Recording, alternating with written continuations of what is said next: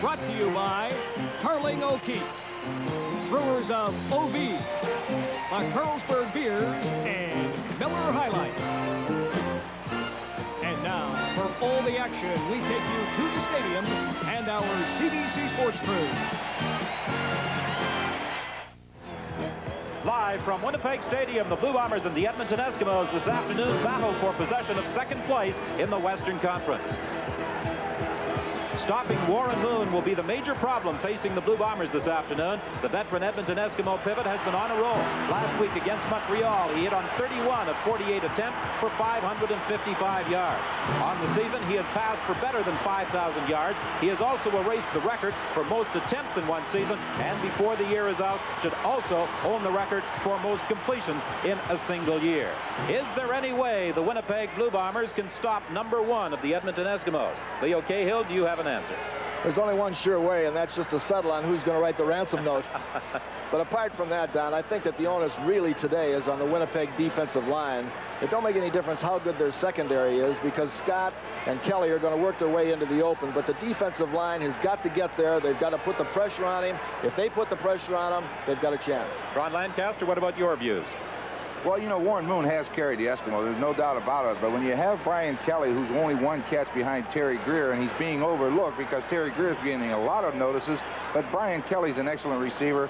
They're hurting a little bit at the running game. They got a new running back in. So once again, it's going to be Warren Moon versus the Winnipeg Blue Bombers. Well, the big thing this afternoon, home field advantage in that semifinal playoff game. Winnipeg and Edmonton just about set to go here at Winnipeg Stadium. But now, with CBC's continuing coverage of the situation in the Middle East, let's go to Peter Mansbridge at the National News Desk in Toronto. No, you don't. Well, the weatherman was predicting rain earlier today, and a slight drizzle has begun falling on Winnipeg Stadium.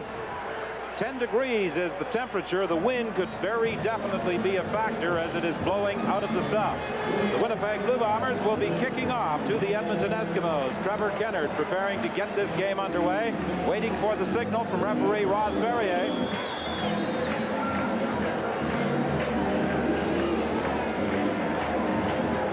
Should the Winnipeg Blue Bombers win this ball game, they will wrap up second place. If the Edmonton Eskimos win, they will have one leg up on a second place finish, but there are other possible combinations that could prevent them from finishing second. Holloman on the kickoff. He gets out to about the 15. The ball is fumbled. Winnipeg appears to have it.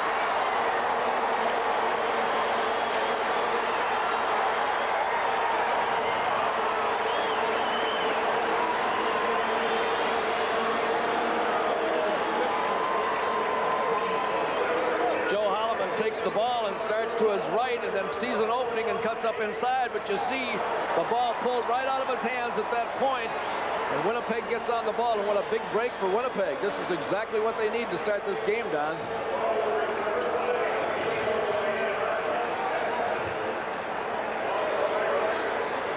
John Pointer pounced on that loose football after Peter Vandenbos stripped it from the ball carrier, Joe Holloman. So it is first and 10 Winnipeg. They are at the 16 of the Eskimos.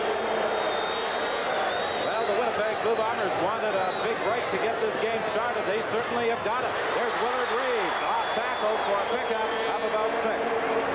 Dan Kepley was there to make the tackle.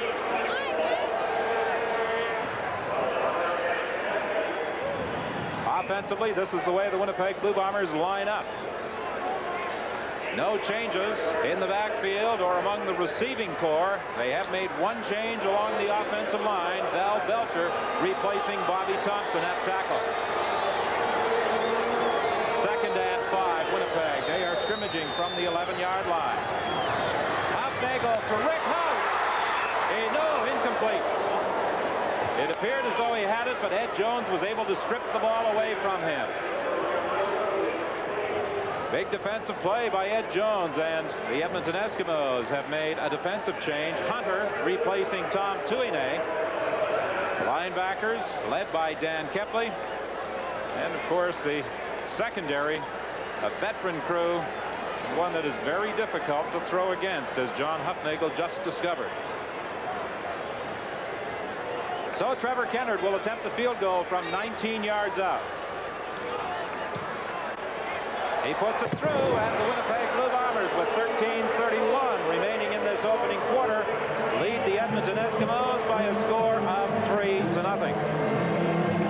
However, it's a situation where the Blue Bombers, Ron, with that big turnover deep in Edmonton territory, we're looking for the major score. Well, the pass up Nagel through the house was on the money. You got to give credit to Ed Jones. He made a great defensive play. That's why the Eskimos have been champions, because they can make those plays. And boy, when you can stop a team 15 yards out on the opening kickoff like that, I'll tell you, that's a big plus for you coming into another team's ballpark.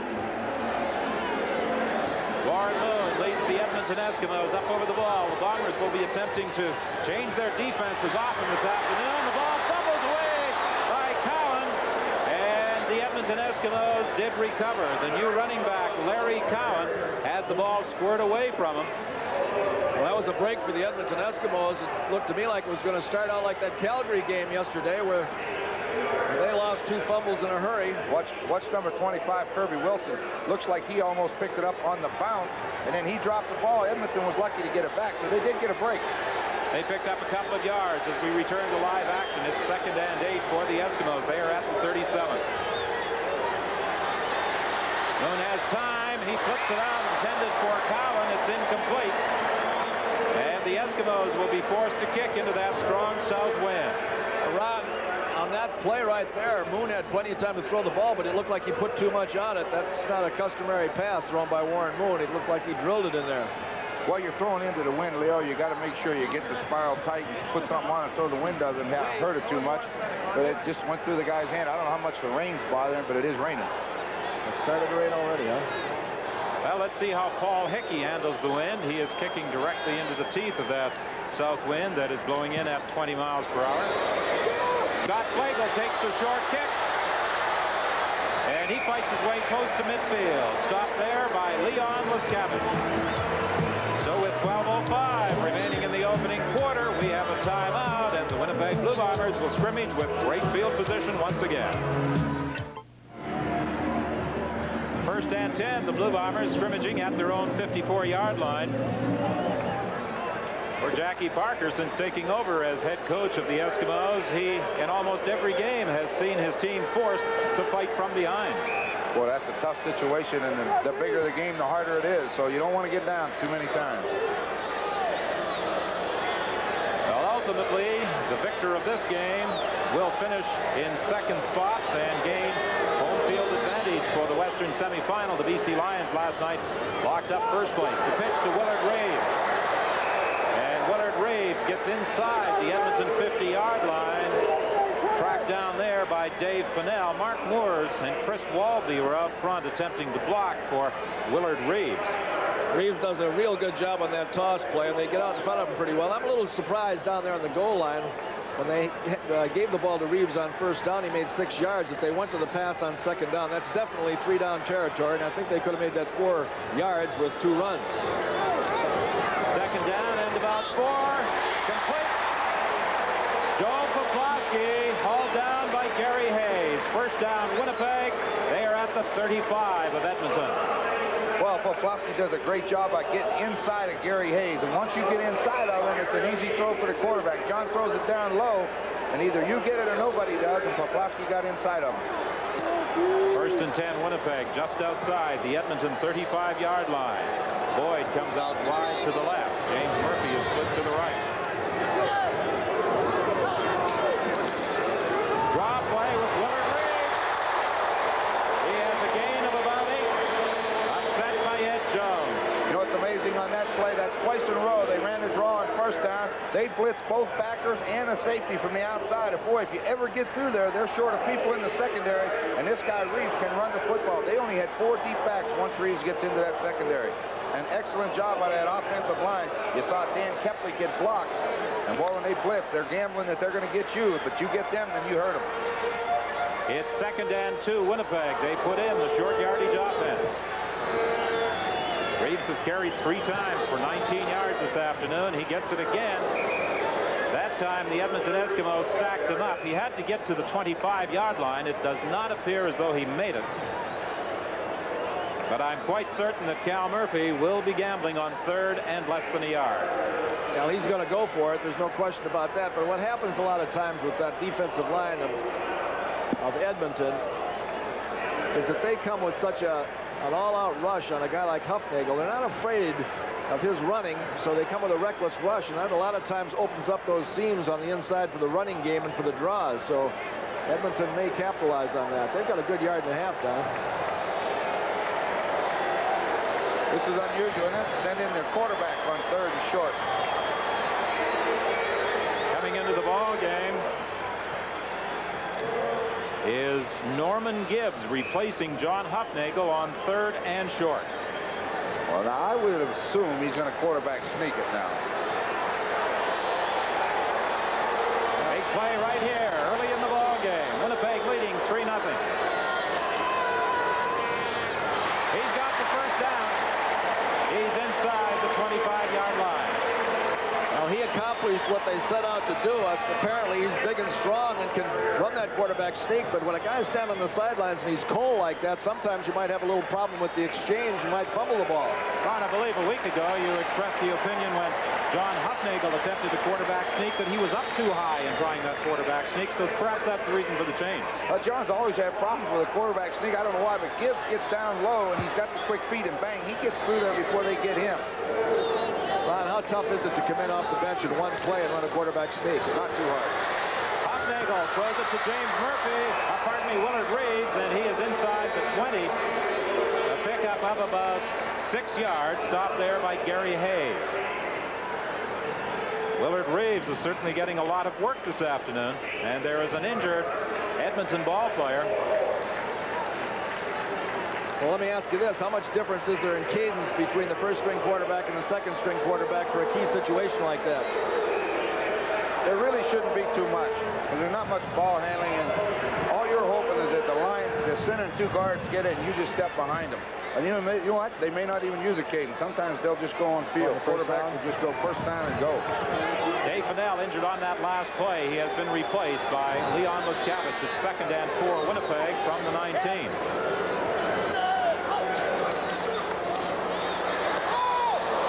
Deflected at the line of scrimmage. Well, you saw it done right at the last. The safety man, Mike McLeod, runs to the short side of the field. When he does that, you can bet Ed Jones, number 24, is coming on a blitz, and he came. Well, here they are in a 2nd and 4 situation again.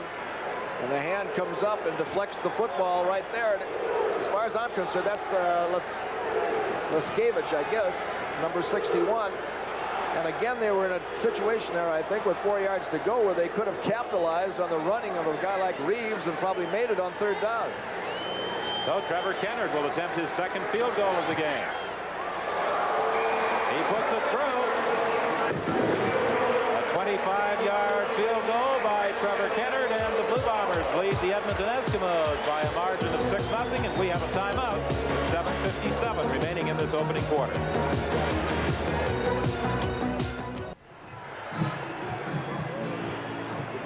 Warren Moon and the Eskimos getting set to scrimmage 1st and 10 from their own 35. The Blue Bombers have had the wind advantage. They have been able to pick up just a pair of field goals when they have been deep in Edmonton territory. Edmonton's 2nd offensive series. Moon to Brian Kelly. Kelly working against Rose. He goes out of bounds with a first down. Well, for an update on that Eastern game, here's Brian Williams. All right, 4th quarter. Here's Prince McJunkins III, the Ottawa quarterback, in place of J.C. Watts. Touchdown to Skip Walker. That won the game for the Rough Riders. They have defeated Toronto. A full report coming up at halftime. Big win for the Ottawa Rough Riders as they are still in the race for first place in the Eastern Conference. They still have a chance of overhauling the Toronto Argonauts. Cowan tried to go straight ahead. He was stacked up by Tyrone Jones. Dave Fennell, who was injured a few minutes ago on the Edmonton bench. What a great competitor he has been for the Eskimos over the years.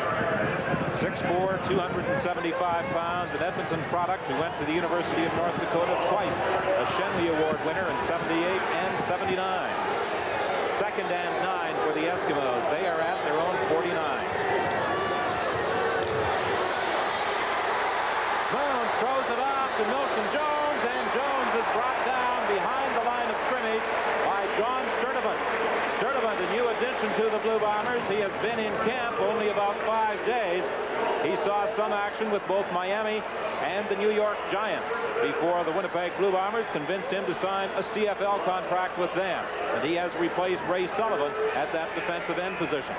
Pretty healthy looking guy, 6'4", 250 pounds from the University of Maryland. As far as Larry Cowan is concerned, from the Miami Dolphins and the New England Patriots, he's had kind of an inauspicious debut so far, fumbling once and getting knocked back for a loss on his second carry. Paul Hickey with a pretty good third down punt into the wind. It's fielded by Paul Bennett at the 26-yard line, and Bennett is stopped at the 33 by Peter Ashenko.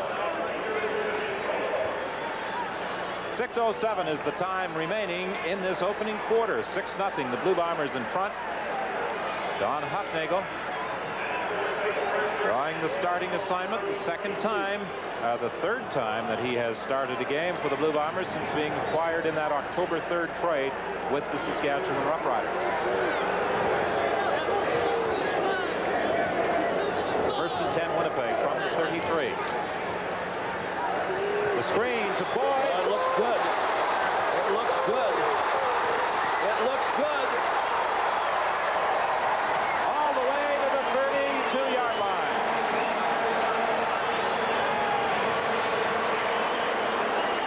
Mark Moore threw a key block for Boyd. Hufnagel got back and threw the ball. And look at that first block there. And there's 3 blue jerseys out in front. They're all setting up and looking for blocks. And Boyd knows what to do with the football. Goes right down the sidelines, and just a great job there by Gary Hayes. A gain of 45. Winnipeg first and 10 from the Edmonton 32-yard line.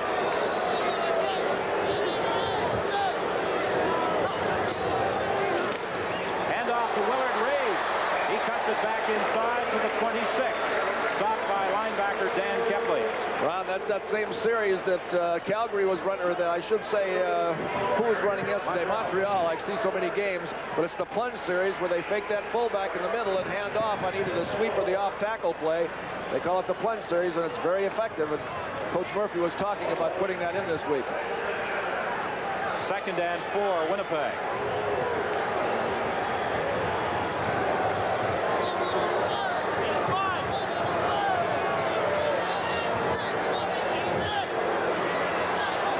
Seems to be some confusion as to where those backs would line up. Wide open for Boston, touchdown!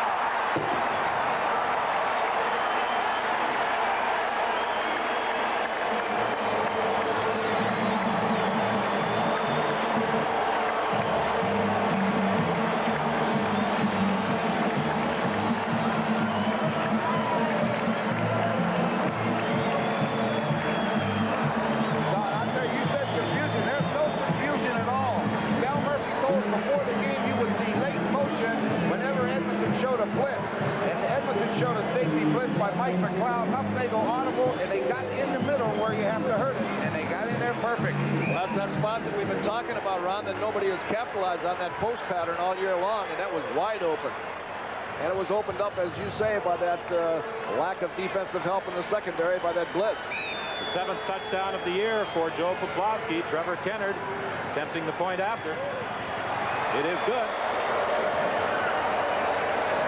So with 4:33 remaining in this opening quarter, the Blue Bombers are out in front 13-0, and we'll be back with the Winnipeg kickoff right after this.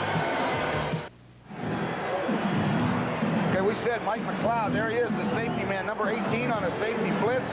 When he blitzes like that, the middle opens up. And as we said, they picked up that blitz perfectly, and the middle is wide open. An excellent call by John Hufnagel. He read the blitz coming. I think a good point you made, Ron, is when they made the rub-off and call the automatic, that the backs had to change directions in terms of block protection. They went the other way and picked up the blitz perfectly. That's a great job. They've done a good job of teaching this week. Joe Holloman takes the kickoff about a yard deep in the end zone. He's out to the 25-yard line. Well, coming up on event sports weekend this Saturday. 1983 World Powerlifting Championships, as well as the World Rowing Championships. The finest in television sports coverage each Saturday on CBC Sports Weekend.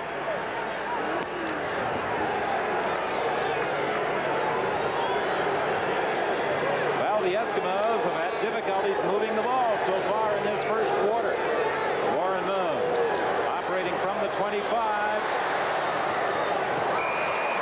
Looking for Milson Jones and Aaron Brown. The linebacker is out there covering the running back. Aaron Brown, the Winnipeg nominee for the Shenley Award, is the outstanding defensive player on the team. Dan, I think the thing that Edmonton is more concerned with than anything else with changing their backs, and I think that Coach Murphy felt that way too, is not so much the loss of their running game, but they're not picking up their blocking assignments nearly as well for Moon. It's 2nd and 10. Penalty flag on the play. The pass incomplete. It appeared as though Tommy Scott was the intended receiver, but it looks as though interference will be charged against Winnipeg. That's the call from referee Ross Perrier. They double covered Tommy Scott. Defensive forward pass interference. Winnipeg number 69. You got Tyrone Jones running with Tom Scott. Kirby Wilson's going to help him behind. And what happened? He tripped. He tripped him. There's no doubt about it. And that'll happen. The linebacker has trouble when you try to run with a pass receiver. 1st and 10 for the Eskimos. They are at their own 35. 3:34 is the time remaining in this first quarter. 13-0. The Blue Bombers lead the Eskimos.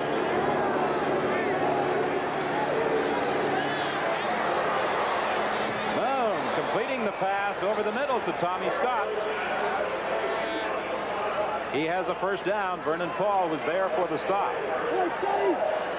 He makes so many of those receptions while he's down on his knees or diving, fully extended, reaching for the ball. And most of the time when you see a pass thrown down in the dirt, you think the quarterback's made a mistake. But with Moon, a lot of times he'll throw the ball low to keep it away from the defender.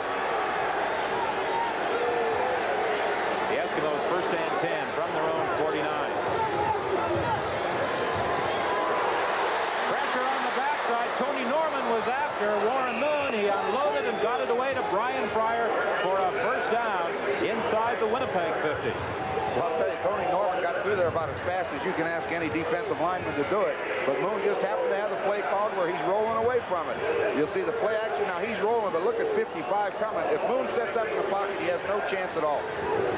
You see that whip when he follows through on that pass when he's rolling to his right. A lot of passers, you know, will just level off and throw it, but he whips it in there, and that's what gets it there on the trajectory. 1st and 10. The Eskimos are at the Winnipeg 49. Moon with protection this time to the sideline for Kelly. He's got another first down. He is inside the Winnipeg 30, brought down by Donovan Rose. You know, Don, Cal Murphy told us he expected to see Brian Kelly on the side of Don Rose most of the day. A great pattern. He drove him clear to the inside to get him turned it in, broke away from him, and that's awful difficult to cover Kelly one-on-one. And that's where you're going to find him. Watch him. He's way inside, and then he comes back, and it forces him to turn his back, and you're beat.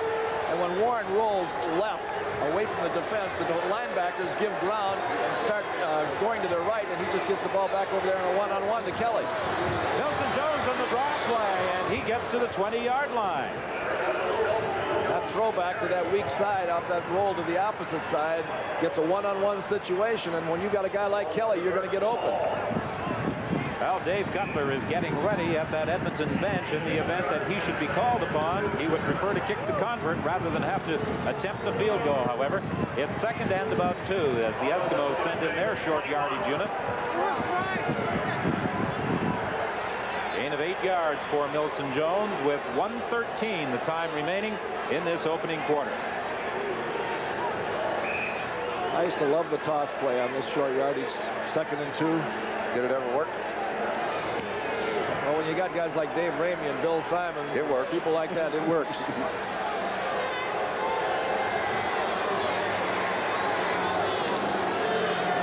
2nd and 2 for the Eskimos. Warren Moon keeps, and he should have the first down as he got inside the 20.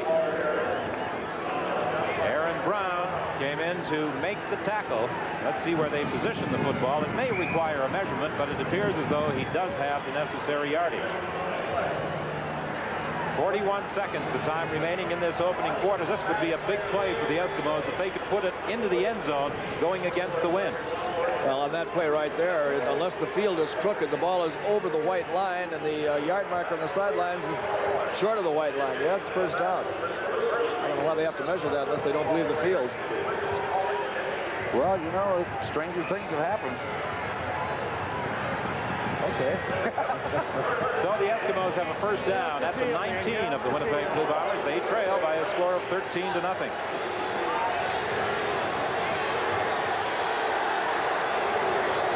Harvey is wide to the left. Kelly out to the right. Moon with time. Gets it away for Kelly. It's picked off by Donovan Rose. And he squirts out to the 23-yard line. Don, that's exactly what should happen.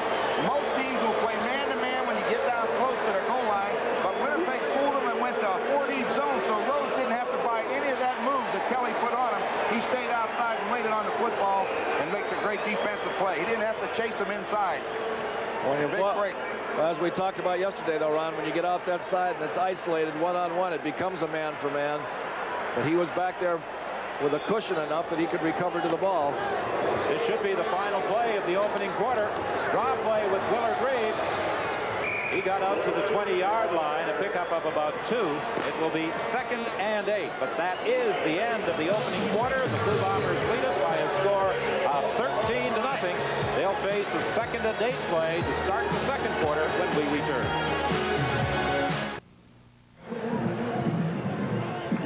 Well, Donovan Rose playing just his second game for the Blue Bombers since being acquired from the Toronto Argonauts with a very vital end zone interception for the Big Blue that snuffed out a possible Edmonton Eskimo drive.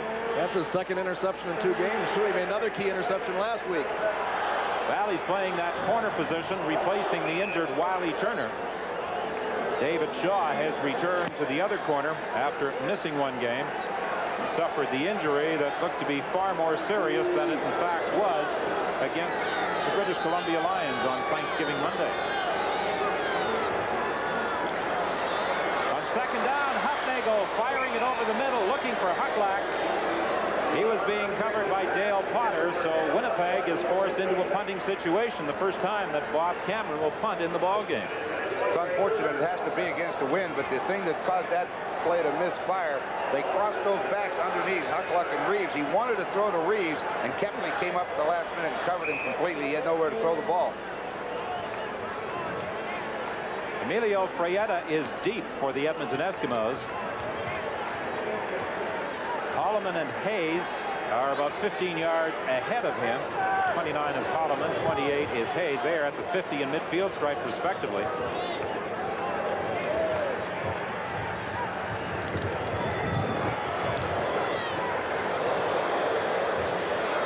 The kick bounces to Fraietta at the 47-yard line, and he goes out of bounds at midfield as he's forced out by Ken Shanconi.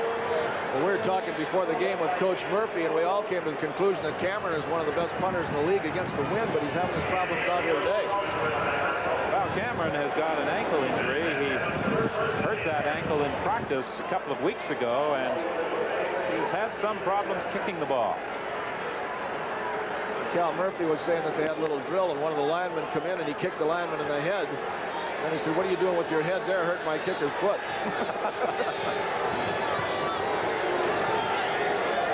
Well, the Eskimos with great field position at the Winnipeg 54. Warren Moon for Kelly, and it's knocked down by Donovan Rose. Well, the ball game that Donovan Rose has played so far would certainly merit some consideration for our Carling O'Keefe Defensive Game Star Award. Interception and a very key knockdown. Well, you know, Warren Moon's a veteran, and he knows it might be easier to throw on Rose than Shaw. He hasn't gone to Shaw yet. The ball's a little bit high, but Rose is there to knock it down. What Vernon Paul did right there, give him that little hit in the middle. Let him know when you come in there, you're in trouble. 2nd and 10 for the Eskimos. to dump it over the middle to Cowan. And Cowan was being covered by Vernon Paul and Aaron Brown. Aaron Brown closed up on him pretty good too, Don. You know, Don, talking to Cal Murphy when we asked him about the defensive secondary. Now, Mike Riley's done a heck of a job teaching. Winnipeg is doing more things in the secondary than I've seen them do in the last 3 games. Watch this hit by Brown here. Ooh. I like that, Ron. Tell you what, I'm glad I'm up here. The third down punt for Paul Hickey, the first time that he will kick with the win.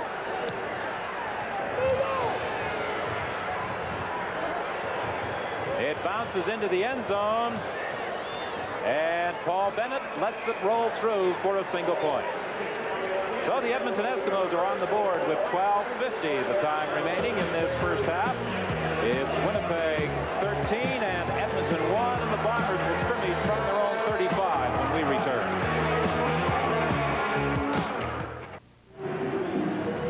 All week in preparing for this game, the concern of Coach Cal Murphy and the coaching staff was how to stop Warren Moon. So far, the defenses they've come up with have been quite successful.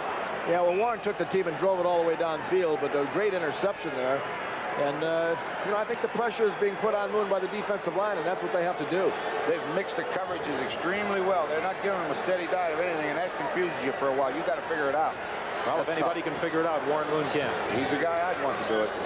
Willard Reed trying to get outside, and he draws a swarm of green and gold jerseys. James Hunter was one of them in there, along with middle linebacker Dan Kepley. You almost guarantee that Kepley will be somewhere around that ball. It looked like James Parker wasn't too happy with Chris Walby. Did you see him come over and give him a shove? Now, I would assume he's holding him, and he's going to tell him one more time. That's enough. Well, he better bring a stick when he's going after that Walby. Walby will put him in his pocket. Chris Walby stands 6'7", 275 pounds. Parker is 5'10", 215, but is he quick? And they get to John Hutnagel back at the 25-yard line. Dave Fennell was there, so was James Hunter. No chance to throw the football that time. It's a bootleg action, and watch how fast he gets pressure. He's coming back this way. Fennell's already there, and here comes Hunter. Tell you what do you do with it, Leo? About 600 pounds right there. Feel it? Feel it, need it. Feel it, need it. Well, Coach Murphy was saying they expected the Eskimos to be blitzing about 15 or 20 times in this ballgame. Well, Cal Murphy tore a page out of Ottawa's book on that last punt return when they punted to him, that the lead guy on the punt return ran up like it was going to be a short punt and just held up that rush a little bit. And it was a deep punt. Good kick by Bob Cameron into the wind. It's taken by Emilio Frietta, and he's brought down at the 36-yard line. The initial contact by Vernon Paul, then Peter Vandenbos came over to finish the job. You know, last week, Don, we talked about Prince McJunkin being elevated to king if he made a lot of big plays. It looked like it was him that was in there at quarterback, didn't it? For that last touchdown against Ottawa? 20-19. Against Toronto? The final score for the Ottawa Rough Riders over the Toronto Argonauts.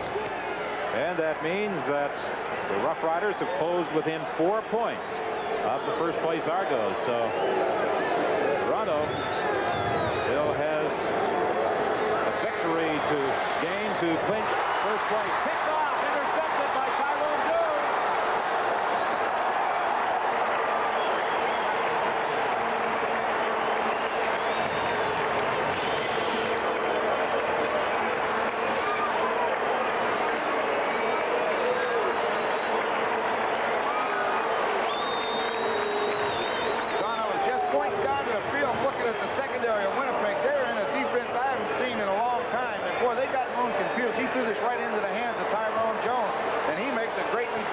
A run back of 22 yards for Tyrone Jones. It was intended for Peter Harvey. He's one of 5 rookies in the lineup of the Winnipeg Blue Bombers, and he came up with a big play. Willard Reed right into the arms of Dan Kepley. The outstanding middle linebacker filled that hole quickly. Tyrone Jones out of Southern University. Great quickness. He had an outstanding ball game and a losing effort a couple of weeks ago against the British Columbia Lions. He's an outstanding football player. On that particular day, he played as well as any defensive man I've ever seen play a game this year. Did you see Kepley fill that draw? First time they ran that draw, that Reeves got through there for pretty good yardage, and Kepley said, well, the first time that happens, shame on you. The second time, shame on me. That's right. He was right there waiting. Watch Huckluck. He's got to come up there and block. You see him block at number 30, and he gets bent over backwards. He's down on the field right now. He had about 2 or 3 ball players land on top of him as well. Then trainer Pat Clayton appears to be examining the shoulder or neck area. In all likelihood, Sean Keel will go in his spot. Well, the Eskimos have sent Emil Friette into the ball game to take out Tom Towns. That means there's 6 defensive backs. So look for something coming. Ed Jones and Friette will be up on the line of scrimmage. In this case, it'll be Friette and Gary Hayes will be up on the line of scrimmage. Either one or both of them can come. Well, one thing you don't want to do against the Eskimos is get into second and long situations. Well, that's for sure, because they're such excellent pass rushers, and they change their blitzes a lot. It really confuses you and hurts you. And as you saw, the turnovers have very definitely hurt the Eskimos so far in this ball game. On second down, Hufnagel throwing for Boyd, incomplete. He was being covered by Ed Jones. That time, Don, they didn't blitz anybody. They dropped it back and tried to double cover the wide receivers just as they were anticipating. And you'll see the pass thrown outside is going to be 2 white jerseys somewhere close. It's a great throw. If it's going to be completed, that's where it has to be. But Ed Jones got over there. They doubled the right guy that time. Trevor Kennard will attempt his 3rd field goal of the game into the wind from 30 yards out. 9:50 is the time remaining in this first half. Kick is good. So the Winnipeg Blue Bombers move into a 16-1 lead with 9:44 remaining in the first half. 2 games next weekend on CBC television. On Saturday, the Montreal Concord visit the Ottawa Rough Riders. Then on Sunday, you'll see the Calgary Stampeders take on the Tiger Cats in Hamilton.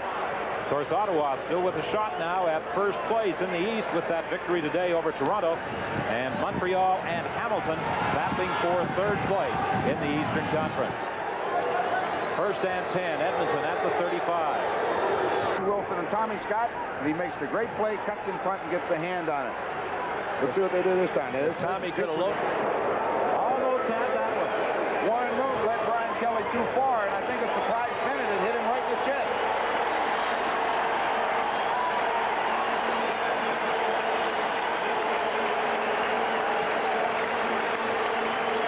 People in Winnipeg are appreciating their defense. However, what is disappointing this afternoon in Winnipeg is that there is not a full house as these 2 teams battle for 2nd place. It's a weird stadium. You know, I don't understand it. It's never completely full. Paul Hickey's 3rd down kick seemed to go off the side of his foot, and it goes out of bounds at the 34-yard line. Hickey, the rookie out of the University of Saskatchewan, is a little upset with himself with that 3rd down kick. A 22-yard boot with the win. Cal Murphy knows, Don, that he's got to get down there and get some more points in this first half in order to feel a little more comfortable going in there at halftime, because Warren Moon can strike in a hurry. And although the score right now is 16-1, if he gets on the board, it's a close game again. I wouldn't feel comfortable till they shoot that final gun. Shoot. 1st and 10. Willard Reeves started out to his right as a decoy, and the ball carrier, Pat Kantner, went straight up the middle, and he was stopped by Tom Towns. Paul Bennett, the outstanding safety of the Blue Bombers, who Winnipeg's nominee. Who was his Bentley Award? Who was his first coach at the CFL? I believe his name was Leotis Cahill. Leotis. Paul's done a great job since he's been in. They were looking inside for Rick House. Ed Jones had coverage on the Winnipeg slot back. House protesting that he was interfered with by Ed Jones, but there were no flags. pretty close. You got to always give the defensive end credit for playing the football, but they came with that blitz, and they're not going to give you much time. We were talking before, as we said, with Cal Murphy, and I always believed that any time you played the Eskimos, you had to get mentally prepared for a physical beating because they're going to put you on the ground a lot. You know, Warren Moon's had a couple interceptions and a near interception. One thing about him, though, he can't wait to get back in there and straighten things out. A lot of times a rookie quarterback will go in there a little bit scared after a couple interceptions, but not Moon. Bob Cameron's third down kick fielded by Joe Holloman at the 35-yard line. And Holloman goes out of bounds in the vicinity of the 40. Tracked down by Ken Chantoni with 7:21 remaining in the first half here at Winnipeg Stadium. The Grey Cup 83 comes your way on CBC television, beginning with coverage of the Shenley Awards on Thursday, November the 24th. Then, of course, it's the Grey Cup Parade on Saturday, and on Sunday, Grey Cup Day, a 90-minute pregame show, the thrill of it all, followed by the Grey Cup game itself. All this on CBC television.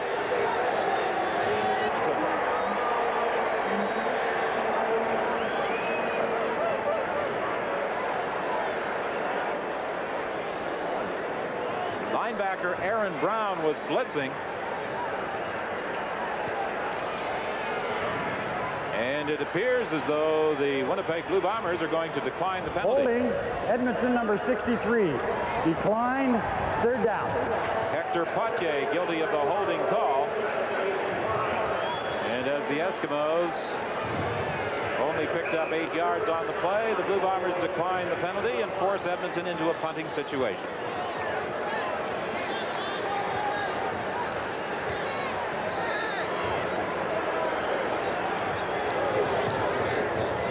By Paul Hickey. It bounces into the end zone. And once again, Paul Bennett is going to concede the single point. So with 5:20 remaining in this first half, it's now a 16-2 ball game in favor of the Winnipeg Blue Bombers. I was watching Kirby Wilson was making sure the kicker, Hickey, did not get down there to get anywhere near it. And the Illinois Flash and Hickey were having a little shoving battle down there on about the 15-yard line. Well, you know who's going to win that. This game would remind you a little bit of that game we saw yesterday with Calgary and Montreal. Calgary had that slow start. Montreal played about as well as they can play. And they're signaling to the Eastern Division that they may be a contender as the season progresses. First and 10, Winnipeg from the 35. Hufnagel with time to Murphy, and Murphy is driven back to the 40-yard line, but his forward progress was up at the 47, and that will be a Winnipeg first down. Good job of reading by Hufnagel. He read it the way he should, and Murphy came back the way a good receiver has to do it to make the catch. Well executed. And you're talking about that game yesterday. All right, let's take a look at the replay. You'll see Hufnagel makes the read. Now, he knows he's got the curl coming to the outside receiver, but watch Murphy coming back after the football. But we talked about that game yesterday. We'll talk about it in a minute. First and 10, Winnipeg. They are at their own 47. There's the pitch to Willard Reeves. Penalty flag on the play as Reeves gets up to about the 53. Kepley came over to make the tackle, but holding will go against Winnipeg. That Montreal football team played an excellent football game yesterday. Dominated the Calgary Stampeders. 2 weeks ago, they played a good game against these Eskimos. And, you know, Ottawa beating Toronto today. That's going to be a great game next Saturday in Ottawa. Well, your heart had to go out to Jack Goda yesterday. Calgary is a lot better football team than they played yesterday, but they just had a whole lot of mistakes. Holding, Winnipeg number 68.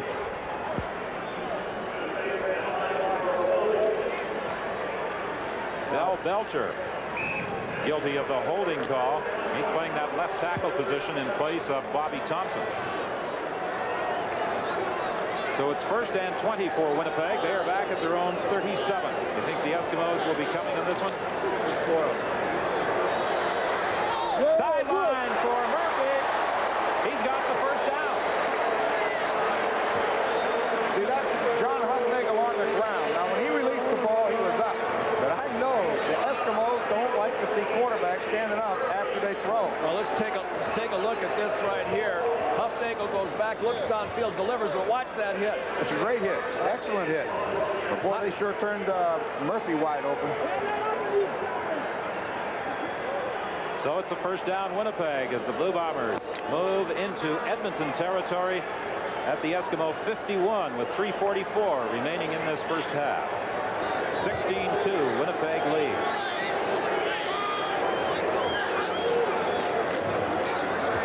Hot angle for Poplawski, incomplete. He was being covered by Emilio Frietta.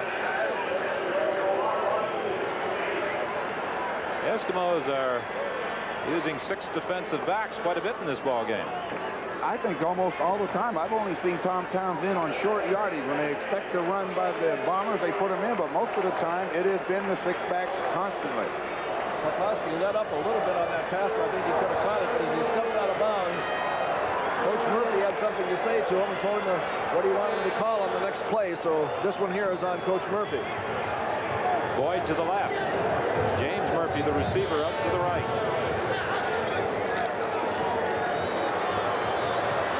Go for James Murphy, a first down, still on his feet. And he's inside the 35, stopped by Larry Highball. You know, there's a lot of times when the coach calls the wrong play, but that was the right play. We have 3:01 remaining in the first half. We have a timeout at Winnipeg Stadium. Hufnagel, on the advice of Coach Murphy, goes back and throws to another Murphy right in the middle on a little curl pattern. He almost breaks this thing loose, stays on his feet, and gets another 4 or 5 yards on it. First and 10, Winnipeg at the Eskimo 33. Attention, the ball is loose. Edmonton has got it. There was some confusion. Just a little. They ran into each other, knocked each other down, and allowed Edmonton to Scramble. Watch him escape. He'll escape to his right. But he gets out there, and you'll see 27 is covered like a blanket. He can't throw to him, and he looked downfield. They had double coverage on the wide receiver, and there's nowhere to go now, but this is what happened on the ground. Boy, it just looks like a great job of scouting for the coaches over the last week looking at Edmonton, because they've got their number. Paul Hickey's third down kick taken by Kirby Wilson. And he runs out of bounds at the 33-yard line. A little bit slippery down there, and they start running out of bounds. They get on that asphalt there. It's pretty hard to stop. Well, it began raining just a few minutes before the opening kickoff, and the drizzle has continued to fall on Winnipeg Stadium throughout this first half. Well, Jackie Parker's going to have to go in there at halftime and really have a regrouping, because according to this first half, Winnipeg is just reading their mail offensively and defensively. They're doing a great job on it. Very often you see Edmonton handled like this. First and 10 from the 33. The screen to James Murphy. Dallas Elster through a key block. Murphy's still on his feet. All the way to the 16.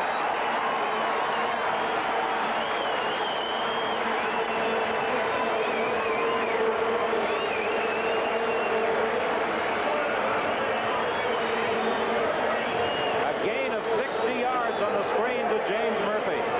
Well, a lot of times with these receivers, you don't really understand what great runners they are. They're mostly pass receivers, but watch some of the moves. And you saw a great block there by the left tackle, Val Belcher, but he breaks loose of about 3 or 4 more tackles here, and just a saving tackle at the last moment on here by Frietta, or he could have taken it all the way into the end zone. You know, Leo, what the hardest part about that play was Hufnagel getting the ball out to Murphy, because one of the Eskimo linemen came clean, and just as Hufnagel threw it, he leveled him, but by then it's too late. The ball was gone, and what a great play it was. All right, watch John Hufnagel. It's a 3-step drop. Get rid of it. Watch what happens right there. The linebacker, Dale Potter, came free on a blitz, and that was the hardest part of the play. That's right. The ball went between Potter's hands. The injured ball player is Jeff Boyd.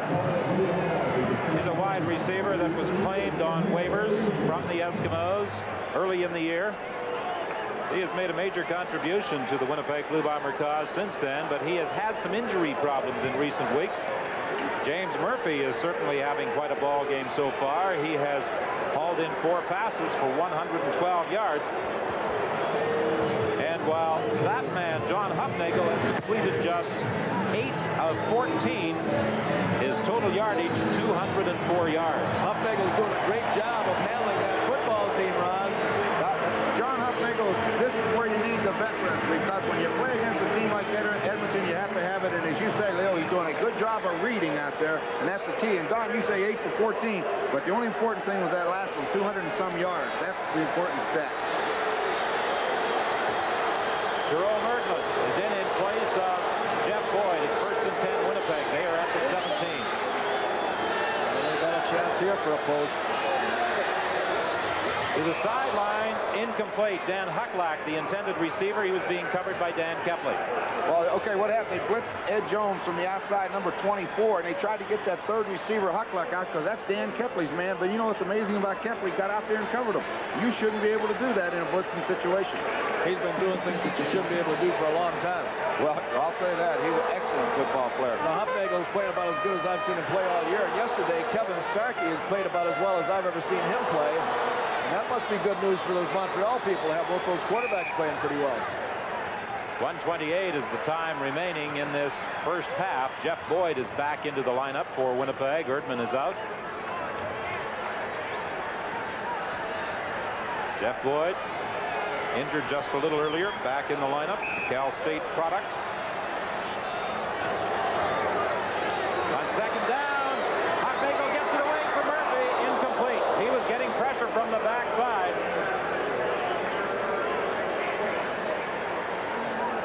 Well, James Parker just leveled Willard Reeves on the blitz. They had everybody coming, and Huff threw it quick. But boy, did Reeves get hit. He's had that bad knee, and it looks like he may have got it bumped again. Well, Reeves is down now and being tended to by trainer Pat Clayton. He bruised a knee earlier in the year against the British Columbia Lions. He re-injured that same knee this week in practice, and they appear to be working on his knee once again. And you can see that that knee is wrapped, too. It must be the same knee. First thing he does is you check right there for damage. You move it in and out. Then if it's not that, you know it's still the bruise. But Pat Clayton does a great job of his pharmacy. Thank you, Dr. Lancaster. All right. Well, you know this much. If it's a bruise, the pain will go away in a little bit. And when you play the Edmonton Eskimos, you can be assured that you're going to have some bruises after the ball game. Well, they are an amazing football team. Over the years, they are very, very physical. They're as physical as any team I've ever seen. And, you know, you really keep hoping sooner or later they're going to let up. But I haven't seen them ever let up. Well, they've played together so long as a unit that they know each other so well that it's very difficult to take advantage of. And that's why I think Winnipeg's doing such a good job out here this afternoon. Trevor Kennard is 3 for 3 in the field goal department. He'll try to keep it at 100% with this 24-yard attempt. It's good. So with 1:20 remaining in the half, it's now Winnipeg 19 and Edmonton 2.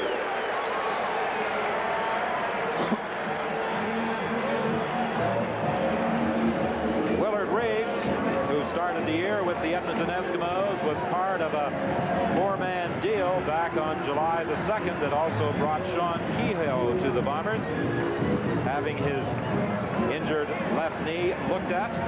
You see that play on that knee right there? When you can move that knee like that, a lot of times, that's a bad sign. Normally, when you grab it on the side like that, move it back and forth, it should be tight. There's that much play, and of course, a lot of people are... So I was going to say, they're loose jointed. A lot of people are loose jointed, so that's very difficult a lot of times for the doctors to ascertain whether it's really an injury or whether it's a loose joint. Trevor Kennard has accounted for 13 of the 19 Winnipeg points so far in this ball game. Joe Holloman and Gary Hayes are getting set to return the kick.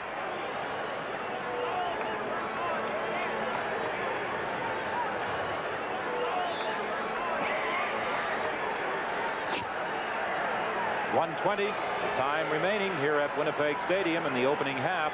The last time these two teams met, July 15th in Edmonton, and the Blue Bombers were 20-18 winners. Kennard's kickoff goes out of bounds, so I'm quite sure the Eskimos will take the 5-yard penalty and have the Blue Bombers do it again. Well, at halftime, we will have an update on the situation in the Middle East. We'll also have highlights of the weekend's activities in the Canadian Football League, in addition to highlights from this game at Winnipeg Stadium, the battle for second place between the Blue Bombers and the Edmonton Eskimos. Two teams currently have identical records of 8 wins and 6 losses. Well, Willard Reeves is heading off to the Bomber dressing room. That is not a good sign for the Blue Bombers. Anytime they can't put pressure on that knee, Ron. Well, you hate to see that happen, but maybe Doug Winner, he'll be back third quarter. Let's look at it good. They'll probably call you and have you go down and diagnose it at halftime. Joe Holloman on the kickoff return to the 52-yard line. Tony Norman was there to make the tackle for the Blue Bombers with 1:16 left in the half. Well, Don, so far the Winnipeg defense has done an excellent job on Edmonton's offense, and you got 1 minute and 16 seconds with half the field to move, and Warren Moon can do that. And he gets them going right now. That'll give him a big lift going in at the half. And if he doesn't get them going and they go in with the score the way it is, Winnipeg's got things pretty much their way. We've been informed that Willard Reeves has a stretched knee ligament. Danger. And Kelly put his hand up and said, Warren, are you serious? Had he gone in there to get that ball, he would have come out minus a head. Well, on third and the defender and the receiver, but well, that Winnipeg secondary is full of blue shirts today. They sure are. Looks like they're playing with about 10 5. The Winnipeg Blue Bombers leading the Edmonton Eskimos. Now stay tuned for our halftime presentation. With Ottawa Winnipeg standing by at Winnipeg Stadium, Don, Winnipeg with all those injuries, I am surprised they're able to lead in the first half. I thought it would be all Edmonton's ball game.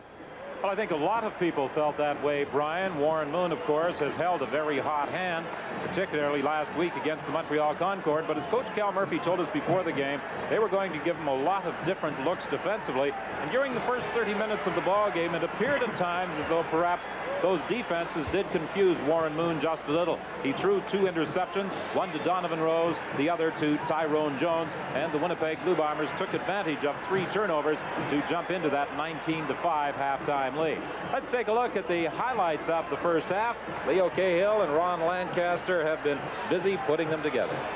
Well, Don, it reminds me an awful lot of that game we did yesterday in Montreal, where Montreal completely dominated the Calgary Stampeders. So far out here this afternoon, Winnipeg has been doing that, and the tone for this entire afternoon was set on the opening kickoff. They kicked off to Joe Holloman. Joe Holloman took the ball and started up the field, cut to his outside. He was hit in there, fumbled the football, was recovered by John Pointer, and that set up a 15-yard field goal, made it 3-0 by Kennard. On the second play, John Hufnagel hits Boyd with a quick screen. He's behind excellent blocking here. You see the jerseys out there in front of him. He picks his way and finds some opening down the field there and goes for 45 yards before he's knocked out of bounds. Then a safety blitz by 18, Mike McLeod. He gets in there. Joe Poplawski comes across the middle. Touchdown. 13-0 Winnipeg. Well, you know, Leo, you can't keep those Eskimos down. Warren Moon moves them the length of the field, but this interception in the end zone by Donovan Rose snuffs out the drive. He returns at 18 yards and gives the Bombers field position, but you know the Eskimos will come back. The next highlight, once again, Warren Moon in a little bit of trouble. He turns and throws to his left, and number 69, Tyrone Jones, jumps high for the interception, brings it back to the 30-yard line. This sets up another field goal, made the score 16-1 at that time. Then finally, watch John Hufnagel on the quick hitch. He gets it out to James Murphy. Watch number 68 come in and make a great block right there on Larry Highball, and Murphy is off to the races. He takes that ball 65 yards for a field goal, makes it 19-2. Dave Cutler will kick a field goal on the last play of the half to make it 19-5. So the Winnipeg Blue Bombers have everything going their way right now, but I know this. The Edmonton Eskimos, they'll be ready in the second half. Right now, let's go back to Brian Williams. When John Hufnagel and Warren Moon face each other, you would normally expect Warren Moon to have the better statistics, but so far in this ball game, John Hufnagel has the edge. Hufnagel has passed for 204 yards, and a couple of screens have accounted for much of that yardage for Winnipeg. The Edmonton Eskimos limited to just 108 yards through the first half of the ball game. We've been informed that Willard Reeves will not be back for the second half of the ball game. So as a result, I don't expect that we'll see those rushing statistics improved upon much in the second half. No, John Hufnagel is going to have to continue to do what he's been doing. Get the mileage out of those screens. Throw that ball quick against the blitz. Big couple series coming right now. The Eskimos in the first half, they received, they fumbled, and they've been chasing all day. They'd like to turn it around right now. Ken Haley and Kirby Wilson are back for this Dave Cutler kickoff. Ken Haley in the end zone will concede the single point. I think initially he thought about returning that kickoff, and then Kirby Wilson stepped in front of him and said, stay down. Now, what I know it's a good play to give him the point, but what I don't understand is why he doesn't stand on the goal line. If the ball goes over his head, let it hit the ground and go out of the end zone. You get the ball out there and don't give up the point. Well, there's a possibility that if it bounced in the end zone, it could have taken reverse English, and the guys coming down could recover it for the touchdown. Good figure, Leo.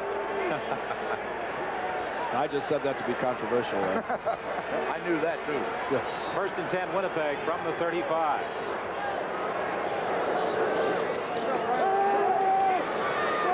Hufnagel for James Murphy.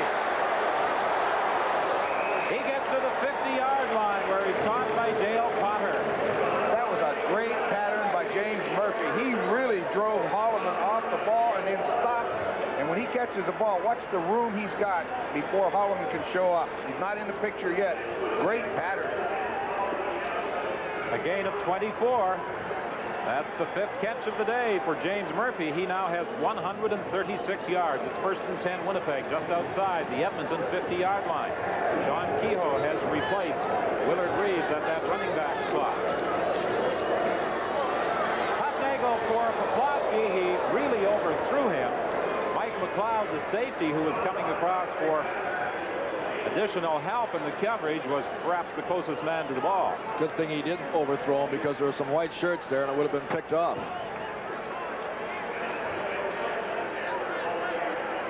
Well, they took out Tom Towns again. They're back to those 6 defensive backs. Let's see if they blitz him. The blitz has hurt the Eskimos today. It wouldn't surprise me if they drop out of there. Second and 10 Winnipeg from just outside the Edmonton 50. The Blue Bombers lead 19-6.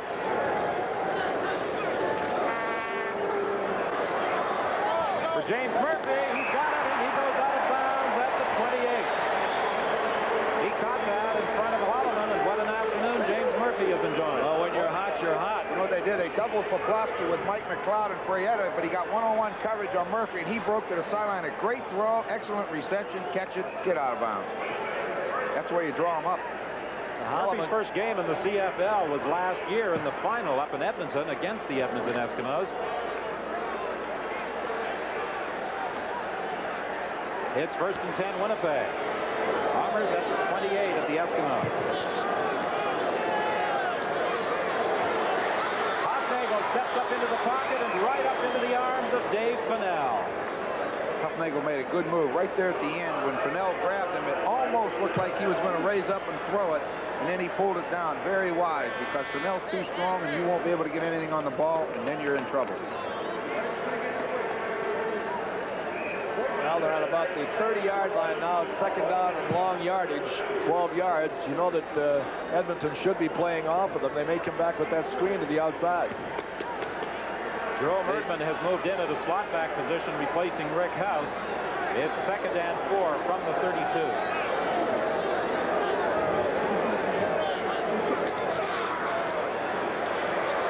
Hufnagel's in trouble. He runs it to about the 27, and he was upset there by James Hunter. He wanted to throw that to the backside, and he had no one to throw it to. They had him covered. Did a good job defensively by the Eskimos. You know, talking about John Hufnagel, he has enjoyed reasonably good success in performances against the Edmonton Eskimos in the past while wearing a Saskatchewan uniform. He sure has. Over the years, he's played as well against Edmonton as any quarterback I've seen. you're going to pick out somebody to play well against, that's not a bad team to play well against. This is about the 5th time they've been down here. They've come out with 4 field goals. They're trying for their 5th, and they got it. Trevor Kenner is 5 for 5 in the field goal department. It's 22-6. Winnipeg in front of Edmonton with 11:53 remaining in the 3rd quarter. Canada, the Edmonton Oilers take on the Montreal Canadiens on the full network. And in Southern Ontario, viewers will see the Toronto Maple Leafs entertain the Los Angeles Kings. Ron Lancaster used to coach or teach Bob Berry, the head coach of the Canadiens, in class someplace. Didn't you, Ron? Sure did. Joe Holloman on the kickoff return, still on his feet. To get Kelly underneath. Donovan Rose is in a bad position, but watch number 27 come on the scene. He's free back there, and boy, did he go to the football. They forced him to come around, but boy, Paul Bennett did the job there because Kelly's going to catch that if Bennett doesn't get there.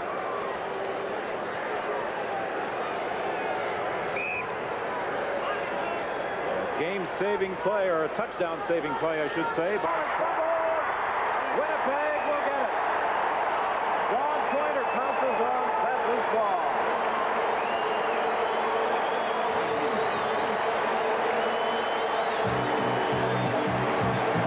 So the score holds at 22-6, and the Blue Bombers will take over at their own 17 when we return. The Eskimos have been having trouble with field goals for the entire year. And boy, it's no more evident than it is there. You got to have those 3 points. It's a low snap. Hickey couldn't hold it. They turn over possession to the Blue Bombers again. You know, and it's amazing. I heard Tom Wilkinson and Cutler both talking about how important the center, the holder, and the kicker are.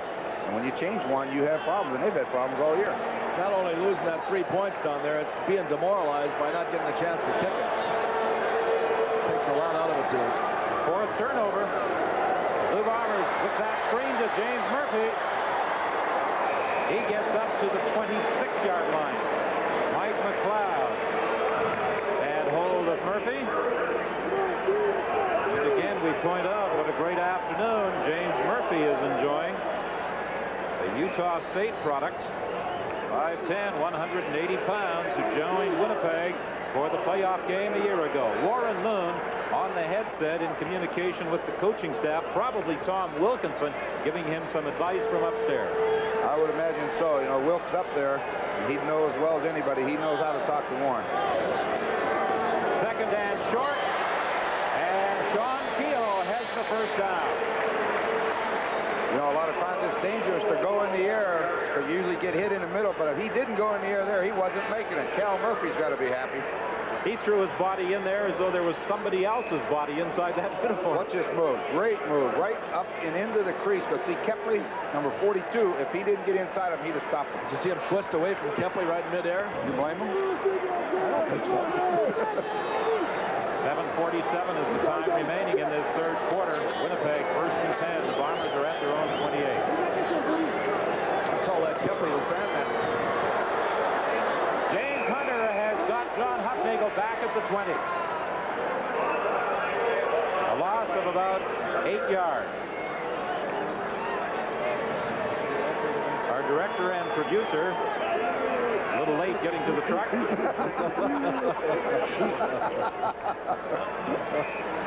Well, Leo, I know this is the moment in the telecast you always wait for. Yeah, Leo. Uh-oh. I got the disclaimer. This program is copyright and strictly for the private use of our audience. Any reproduction, retransmission, or exhibition, in whole or in part, without the express written consent of the Canadian Broadcasting Corporation, is strictly prohibited. John Kehoe wishes a few things were prohibited in that Edmonton Eskimo defensive unit. Dave Fennell and James Hunter, to name 2. They dropped him right at the line of scrimmage. So the Bombers will be forced into a punting situation with 6:54 remaining in the 3rd quarter. John Bonk did a pretty good job on Dan Kepley. But Dave Fennell and James Hunter. It helps when you get a stranglehold on him, too. Yeah, that always helps. We're in position to make the stop on Sean Kehoe.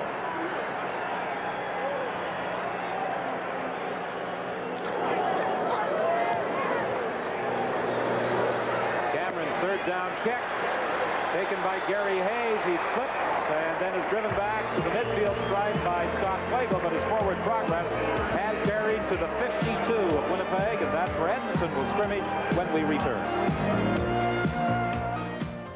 Two games next weekend on CBC television, Montreal at Ottawa and Calgary at Hamilton. Other games include Toronto at Edmonton, BC at Saskatchewan. And we should extend our congratulations to Don Matthews and the coaching staff of the British Columbia Lions, General Manager Bobby Ackles, for wrapping up first place in the West last night. And even though they lost 20-19 this afternoon, Bob Obilovich, Ralph Fazio, and the Toronto Argonauts have wrapped up first place in the Eastern Conference. Nelson Jones hits the 50-yard line. That will be a pickup of a couple of yards.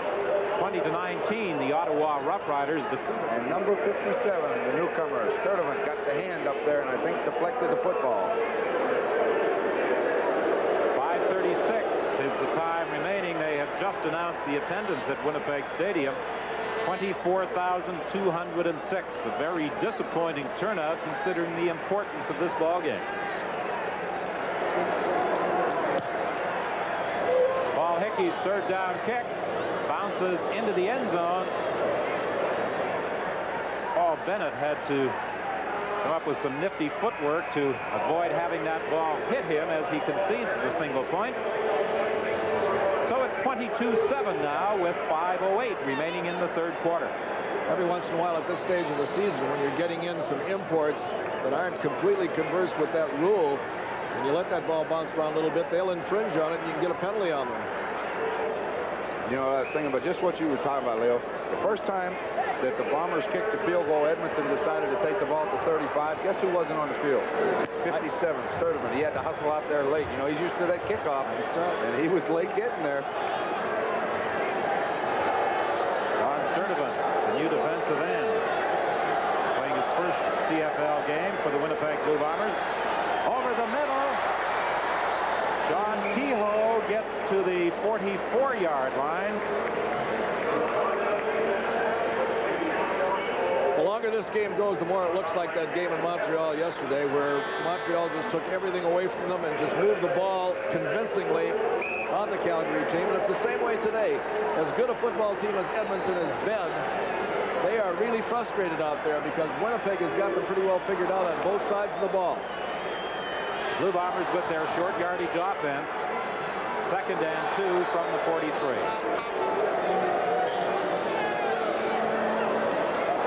John Kehoe jumped and walked over a couple of people to get to the 45.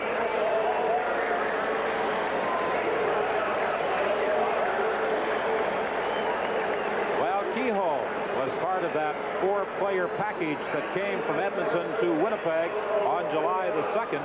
Stephen Hall and Scott Stout, along with Willard Reeves, also joined Winnipeg. Watch him go up in the air here, and he walks right over Bonk's back. That doesn't feel too good. Very effective, but Bonk's going to turn around and give him a backhand. 1st and 10. Boyd makes the catch at the 50 of Edmonton. You know, they've hit that pattern to both sides of the field now about 2 or 3 times. That's been their best pattern. Send that back out into the flat and hit that hook man at about 12 yards. Watch Murphy. He's going to drive high ball off, and then he's going to just turn and look right back at the quarterback. The ball's thrown nice and early, right between the 7 and 0. A gain of 15. You're right. Jerome Erdman is in. Rick House is out for Winnipeg. The ball is at the 50 of the Eskimos with 2:50 remaining in the third quarter. Hotnagel also almost had the ball stripped from his grasp by David Boone. Almost got away from him. That looked like a pinball game in there. He bounced off of one and ran right into another, and every one he bounced off of was bigger than the other one. Again, the shuttle service with Rick House coming back into the ball game. There's Hunter hunting him. Well, there could have been a face mask call there. Face mask Well, call. you don't think it's tough in there? Take a look at that picture. Better looking at it from here. 2nd and 17. Flipping it over the middle for Sean Kehoe. He tried to get outside, fumbles the football, and the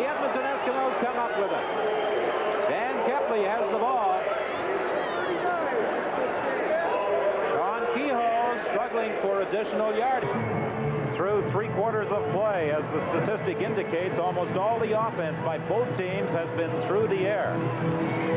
Don, that was a big play to Milton Jones to get them down there. You know, they're only trailing 22-7. Boy, they score right here. It's going to get exciting. Boy, the ball finished top three from the outside. Nobody laid a hand on him. Boy, Warren Moon was lucky to get out of the way. I think maybe Warren slipped on this, though. He went out to his left, and Paul just came steaming in there and just got a hand on his jersey and turned him around, and his feet went out from under him. That was all it took. Play by the Winnipeg safety who was blitzing. It's 2nd and goal now. Cutler's kickoff will be handled by Ken Haley at the 10-yard line. Wait a minute here. He's got some room. Haley gets out to the 48. I didn't think that kickoff was ever coming down. Before when it did, Haley found the gap in a hurry. Well, Edmonton has got to know that if they want to win a football game, they can't kick off and allow the ball to be brought back out to the 50-yard line. Their special teams have got to do a better job than that. A 38-yard run back by the San Francisco State product via the Los Angeles Raiders and New England. 1st and 10 Winnipeg. The Bombers are at their own 49.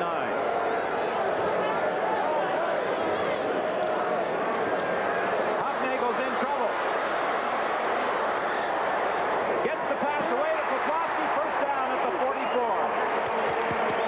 Well, great job by Rick House, Leo.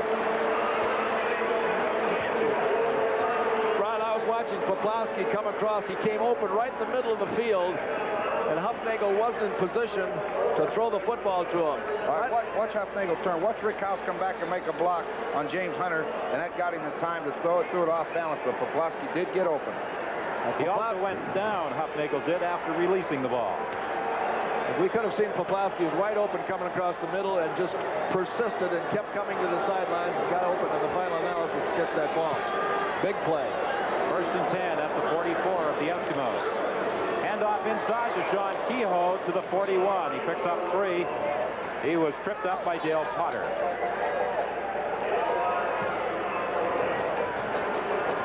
That's the group I think that was performing in your room last night, isn't it, Leo?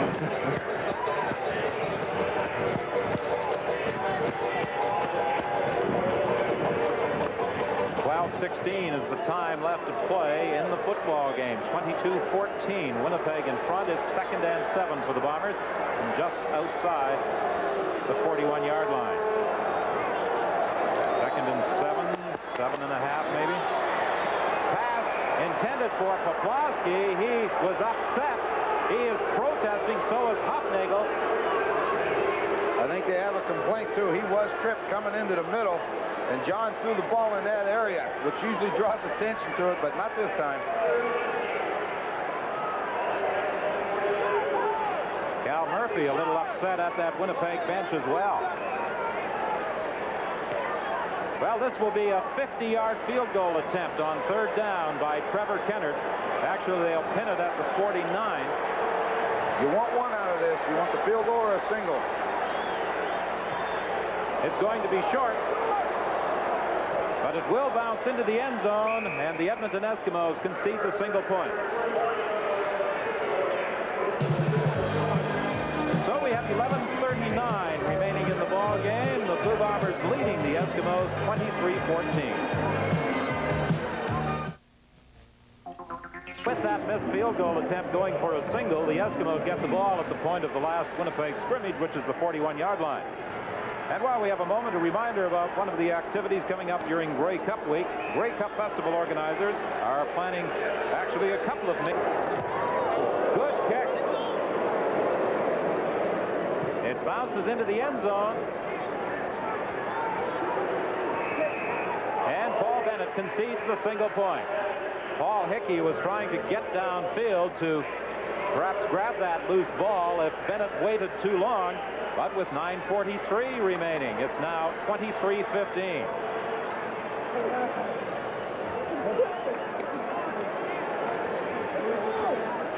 Blue Bombers will scrimmage 1st and 10 at the 35.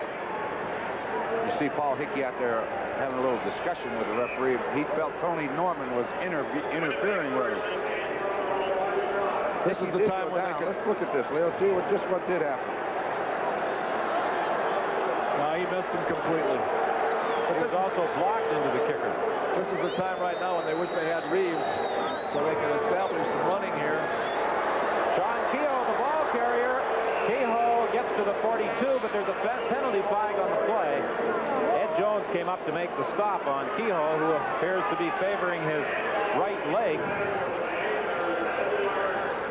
I think someone moved prematurely in the offensive line. They're going to call holding, but I'd say if anyone moved, it's the right tackle.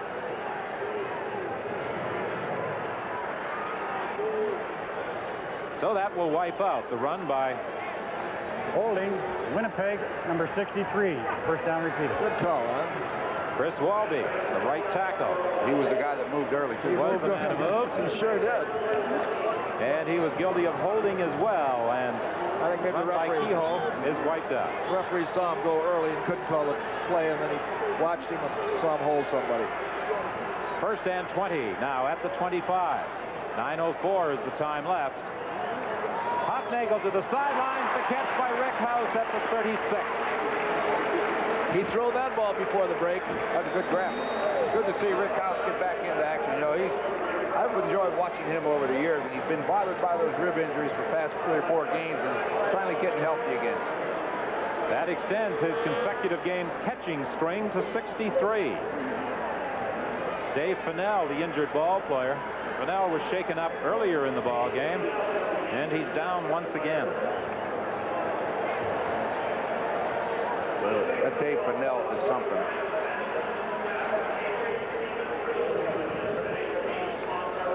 He'll be replaced by Leon Lescavich. Fennell has had a great career for the Edmonton Eskimos during his 10 seasons in the green and gold uniform.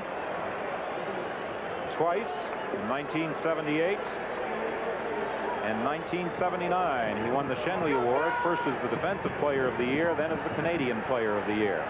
That was a big play right there by Hufnagel and the Bombers. It was 1st and 20. Rather than try to go deep and get it all at once, get 10. Don't get greedy. Yeah, that gives them a real good situation, Ron. 2nd and 10. Right, but if you have to punt, that's 10 yards of field. There's Leon Alphabet in the game. The University of Alberta grad who was acquired in a trade with Toronto. Hufnagel's in trouble. David Boone was there, and Boone has the football, claiming that he was able to strip it from John Hufnagel, but that was not the case. Well, Hufnagel's slow getting up, and so is James Parker. There was a heck of a collision back there. John Hufnagel, the quarterback, had a lot of weight dumped on him right there as he went down. And the worst part about this, it looks like it might have been a leg.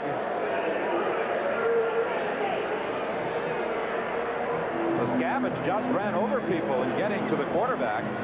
Now we get a good look at it. See what the quarterback sees for Fields. Fields neglected right about now. David Boone got him. And everybody else got a shot at him.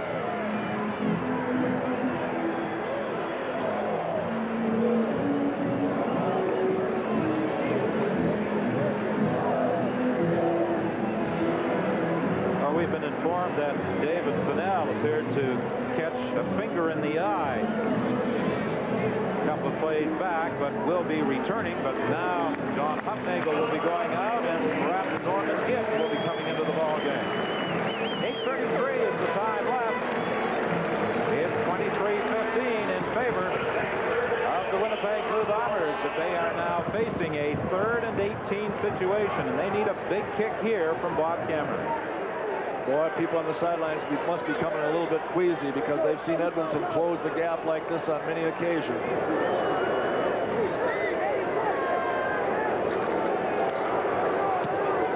Oh, good kick by Cameron. Chases Holloman all the way back to his own 20-yard line. And he runs it out to the 35. He has the feet cut out from under him by Ken Shantoni.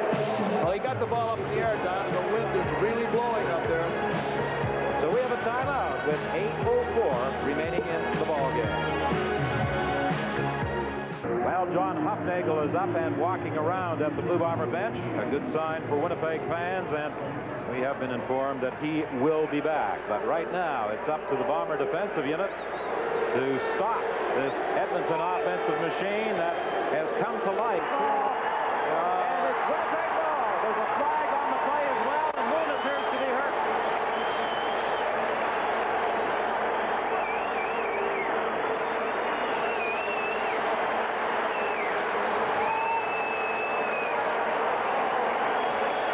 Looks like Moon is holding that elbow.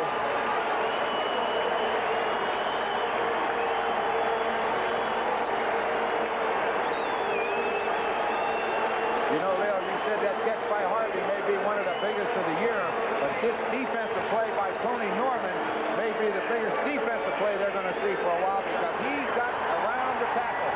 And the tackle, I think, was called for holding, too. Watch number 55 coming from the left of the screen. There's the holding right there, and they called it. Warren Moon has been playing for about the past 6 weeks with an injured elbow, and it appeared as though he landed on that right elbow, and Moon is still down. Watch what hits the ground first. What? There, right on the bad elbow.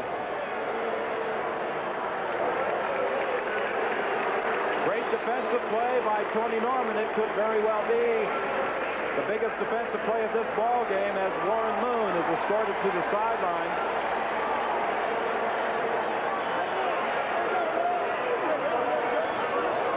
Well, Tony Norman for that play right there could very well be worthy of our Carling O'Keefe Defensive Game Star Award.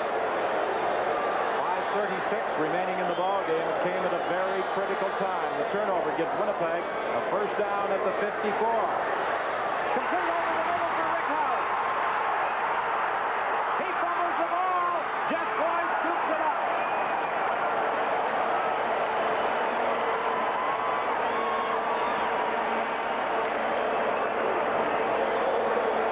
Well, Don, they caught him early in a safety blitz and for a touchdown. Watch number 24, Ed Jones, come on the blitz, but not before the ball's delivered to House. Number 24 makes the hit, but too late, and House is free in the middle. House is carrying that ball kind of loose, and watch that. I think it was Ed Jones there that came around him and just punched the ball right out. There goes Boyd on top of the ball, and he paid his dues when he recovered it. Well, the quarterback pays the price on that safety blitz, but he dumped it over the middle for a gain of 42 to Rick House, and it's a first down Winnipeg at the 19.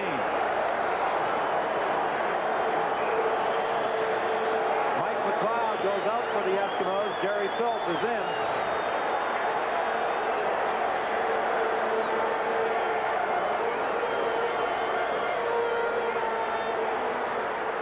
Pressure again. He gets it away.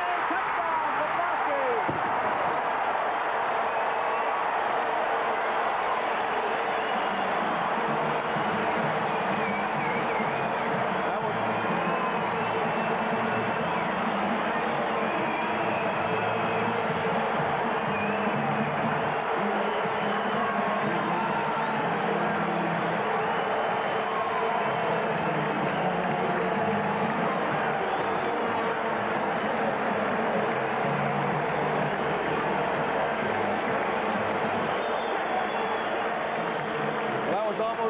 Circumstance that Poplawski scored the first touchdown. They came with the blitz. He read it and got it on the inside for the touchdown.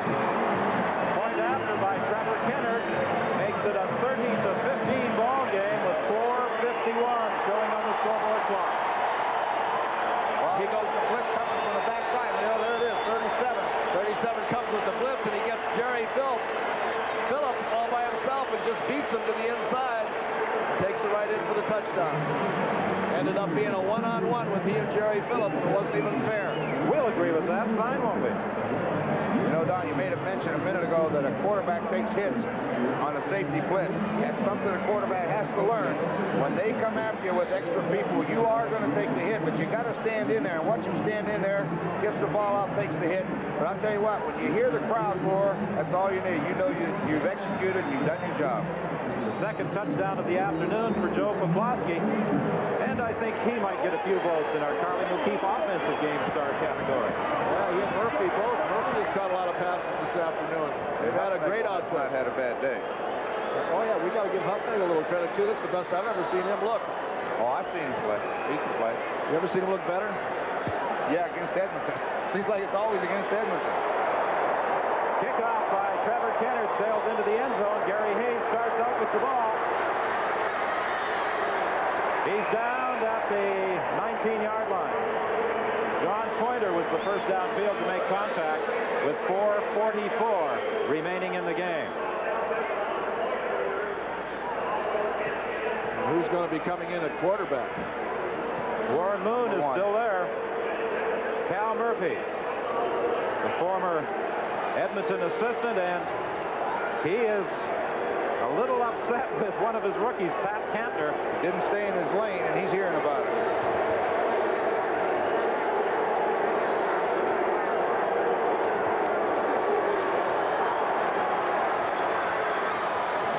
Great catch. Marco Sincar with a diving grab. He goes out of bounds at the 35. He took that throw in front of Ken Haley. It appears as though Sincar may have injured himself, landing perhaps on top of the ball when he slid out of bounds. We won't see a much better catch than that. Marco Sincar is a guy that's been coming in for years and backing up and replacing people. But when you need a key catch, and they certainly needed one right there, he was there on the money. Peter Oshenko has moved in to replace Marco Sincar. Oshenko's the boy that was over in Montreal, and they got him returned. First and 10, the Eskimos are at their own 35. Well, if there's anybody who can bring a team back, it is certainly Warren Moon. Moon under pressure. He goes down. Tyrone Jones was the first one there, and then John Sturdivant got through.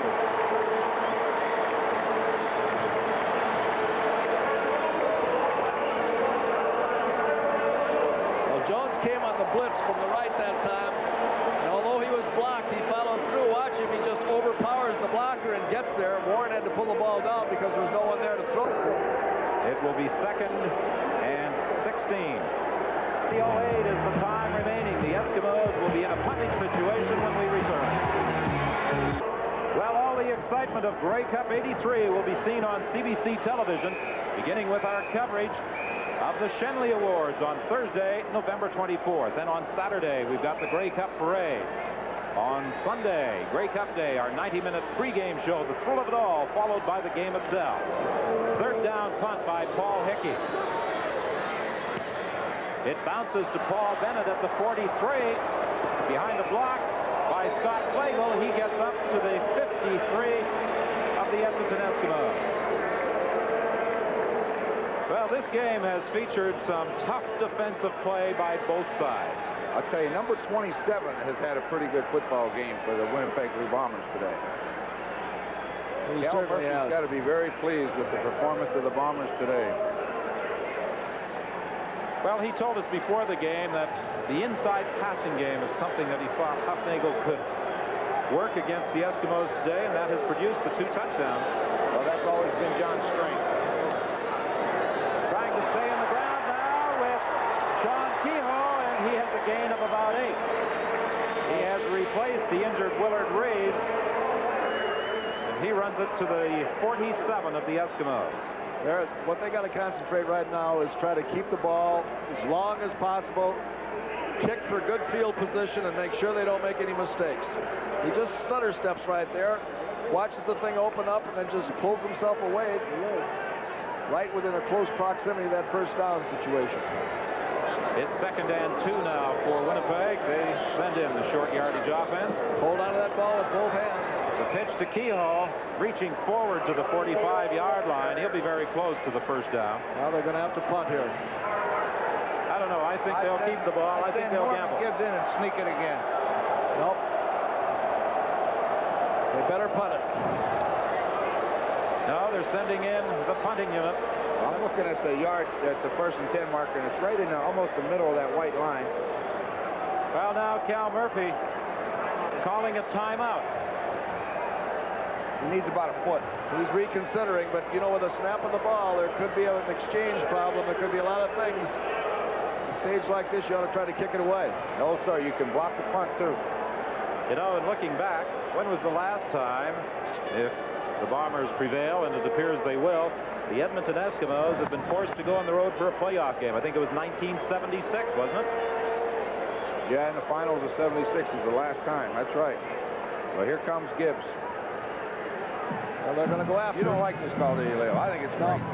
I love it. I think it's great if you happen to be in Vegas.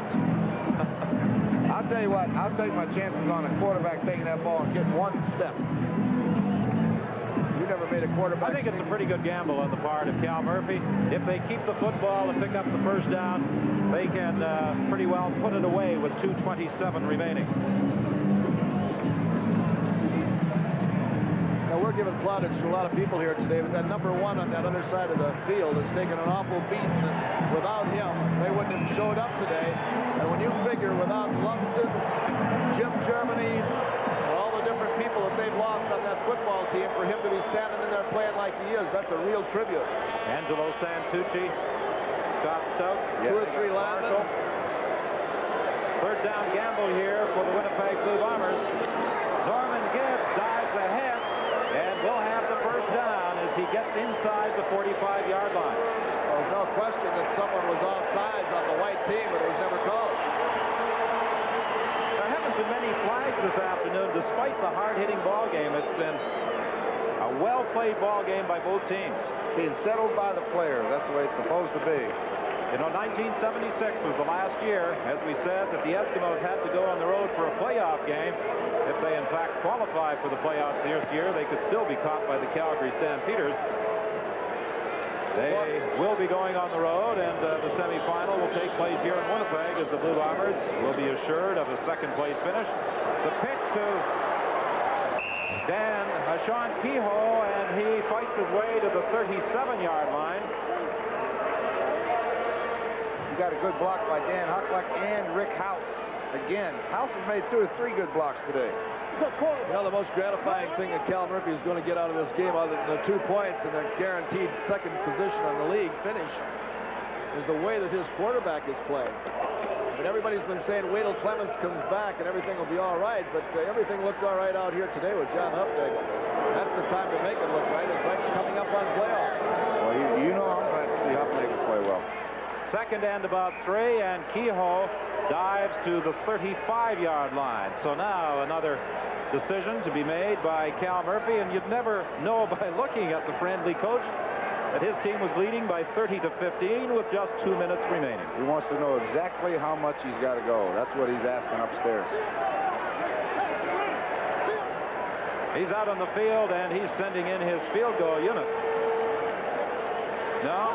Yes, he is sending in the field goal unit, but take it easy, Cal. You're 15 ahead.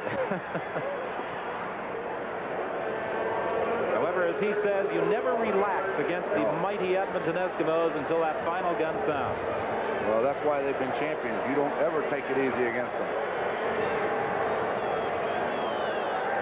Field goal try by Trevor Kennard from 43 yards out. It's good.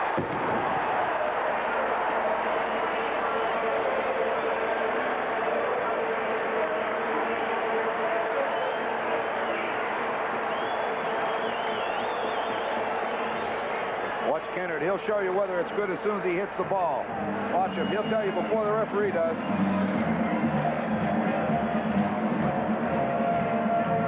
Well, it's a big day for that young man, too. That's 5 field goals, isn't it?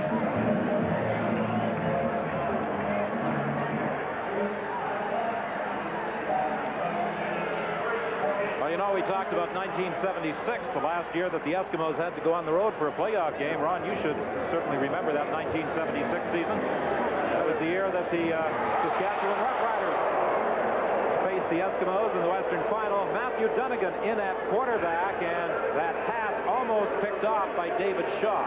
You see right there why you don't go at David Shaw too often. He timed that perfectly. New quarterback threw it out there. He read him. What's David Shaw? He said, "This is mine." That's why he's been an all-star many times. Quite a ball game this afternoon for Trevor Kennard. 6 field goals, 20 points.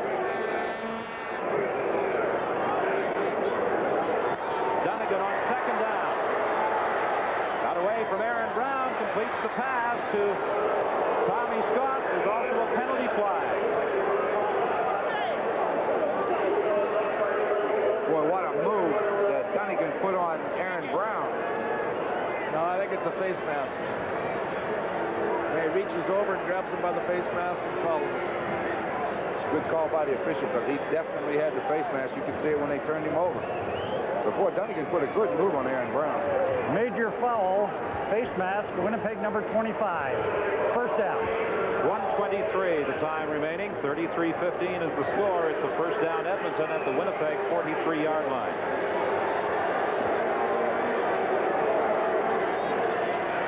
Dunnigan gives to Cowan, and he got to the 41, fumbles the ball, still loose, and I believe Nelson Jones may have been the last to touch it as it went out of bounds. There's Leo, you mentioned it a minute ago, like Cowan has put the ball on the ground a few times today. You know, when you're, as you mentioned, Santucci, Lumsden, Stout, Germany, and all those guys, they did, you know, you're missing a key ingredient. Just think of the number of the games the Eskimos have lost when Jim Germany's been in the lineup. Not very many. Well said. It's second and 12. We keep talking about all the injuries and all the people that everyone else has been missing, but certainly Edmonton has been missing their fair share. The pass intended for Kelly. He was overthrown by Dunnigan, and Donovan Rose almost had his second interception of the day. Well, you know, Winnipeg, they get the bye next week. Tom Clemens should be ready, and they'll have him and Huffnagle when they go to Toronto for their final. And the Eskimos play Toronto next week. And then they get to bye the final week. So, I'll tell you what, some great football ahead in the CFL. I can't wait for the games we do next week. We got a couple of beauties. Should be an exciting weekend. The Eskimos could be sitting out the bye the final weekend of the season, unable to determine their own fate. Over the middle to Milton Jones. Well, I tell you, he cracked through there and split some people. That's Aaron Brown that he split on one side. Well, Leo, I don't know how you taught it, but I always believe it that when a back's running with the ball, two guys come in conversion on them, split them. Get your head and shoulders between them and split them. Well, that's the way you ran all the time. I can remember that.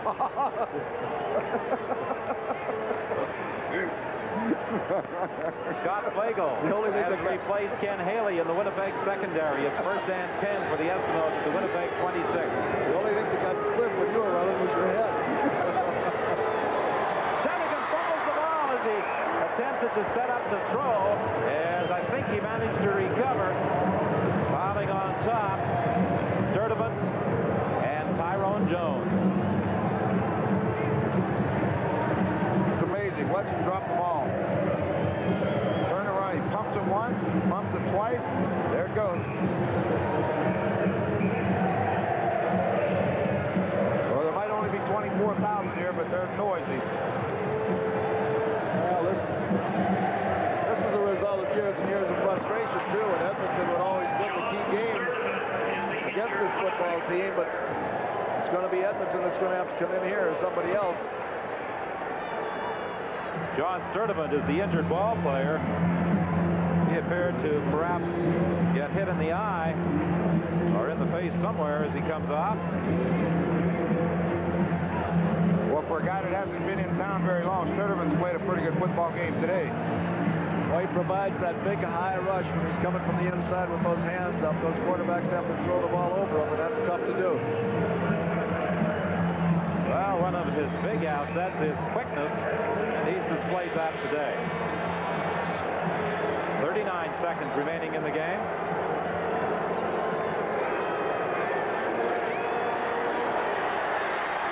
Dunnigan is dropped by Tyrone Jones back at the 49.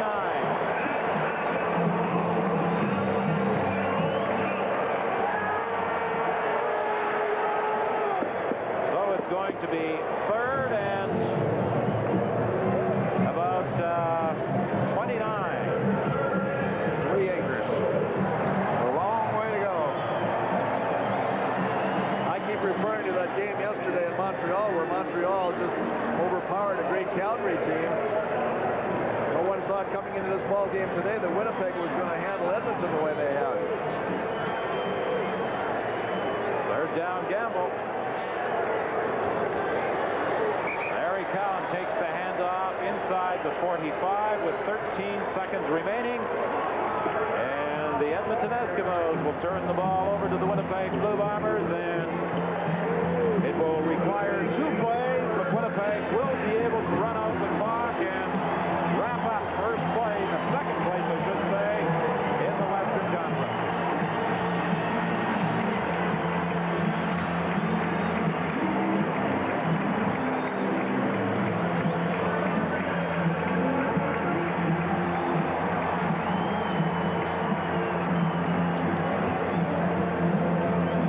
Well, this is the weekend we said would shed some light on the playoff picture, both East and West, and it has as far as the first 2 positions are concerned. Toronto will definitely finish first in the East, with Ottawa second, and in the West it will be the British Columbia Lions finishing on top, with the Winnipeg Blue Bombers in second place. The third place is still up for grabs. Winnipeg, with this second place finish, now assured of the number 2 position, and Edmonton and Calgary will battle for the number 3 spot. The Stampeders have 2 games remaining. Edmonton just 1. The band is just not playing, going to have a party, and that's exactly what the Winnipeg people are going to have. That's CFGM music. So the Winnipeg Blue Bombers come up with a 33-15 triumph over the Edmonton Eskimos to assure themselves of a second place finish.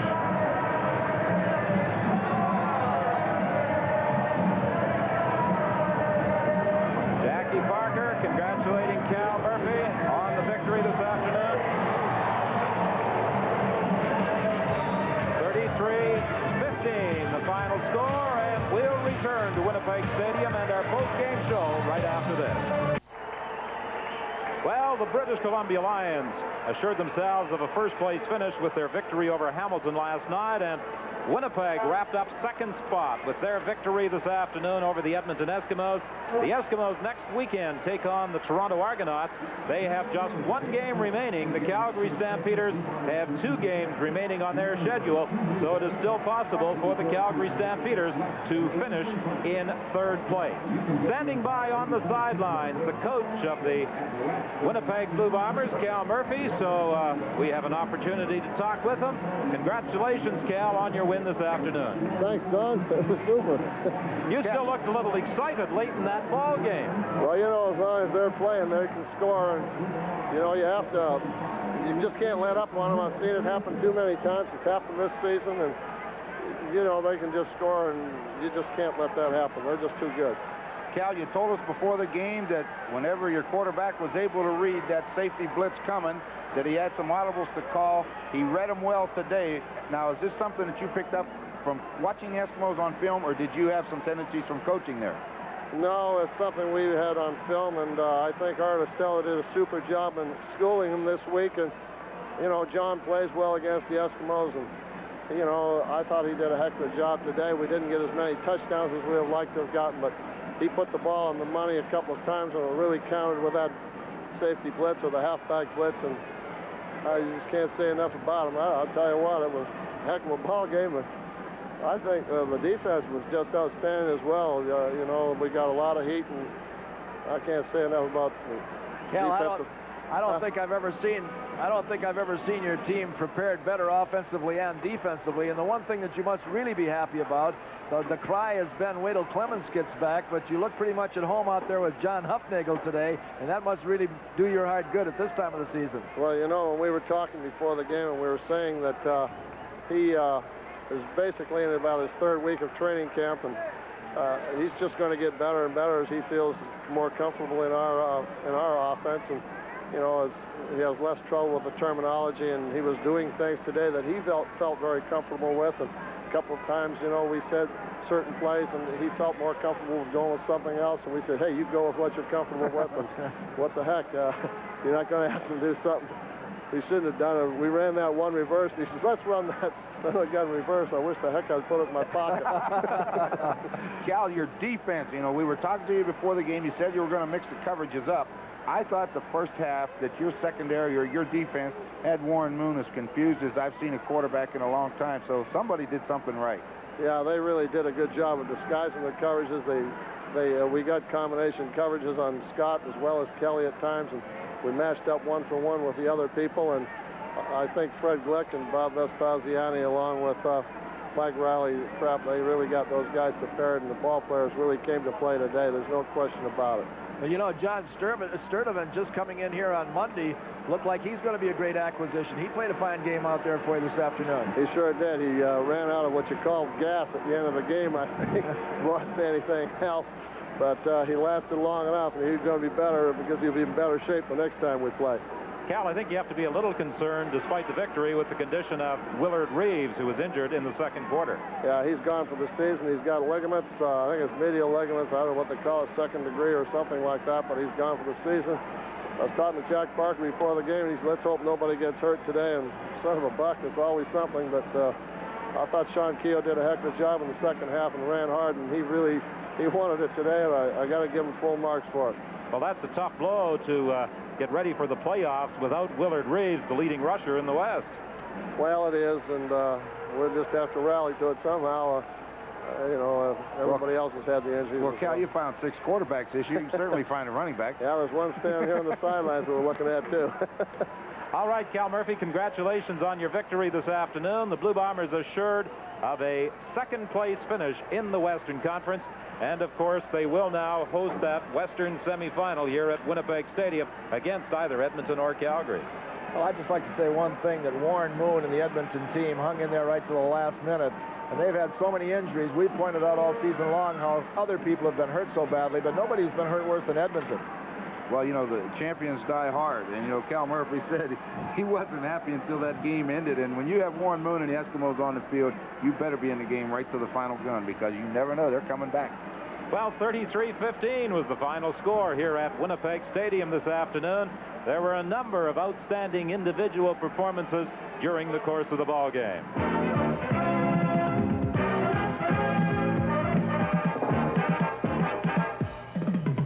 And now it's time for the Carling O'Keefe Sports Offensive and Defensive Game Star. And the choices this afternoon were difficult. There were a number of outstanding individual performances, as we said. A big defensive play late in the game by Tony Norman, and throughout the game, some fine quarterbacking by John Hofnagel. John, congratulations. I think you're going to be bumped and bruised, but it will all be worth it. Yes, it will be. Anytime you play the Eskimos, you have to expect that. John, you read your blitzes coming today. You saw those safety blitzes. In particular, the first one, Mike McLeod up on the line. You did audible, and they picked it up perfectly, got you the first touchdown. Tell us how that develops. Well, essentially, Mike McLeod, the safety, starts to cheat up because he's going to try to split a gap in there. Therefore, that's one-on-one coverage with the rest of the field for the receiver. Joe Popowski made a great outside move and got inside the defensive halfback and made it look easy. John, were both of those automatics that you called at the line of scrimmage when you saw the impending rush coming? We called a few today. We won some and we lost a few also. How about the one pass that you threw to House a little bit late in the game? You want to explain that for us? Well, essentially, it was a blitz also. Rick is supposed to run an out. Again, he read the blitz, made an outside move and got inside and just took it down. Made a great individual play on it. And, of course, John, fortunately, Jeff Boyd was able to pounce on that ball after it was stripped from Rick House. But I thought that you did a fine job this afternoon in reading that Edmonton Eskimo defensive coverage. Well, thank you very much. If I may, I'd like to say hello to my family in Regina. Okay. Hey, John, you can say hello to him. You want to say hello again?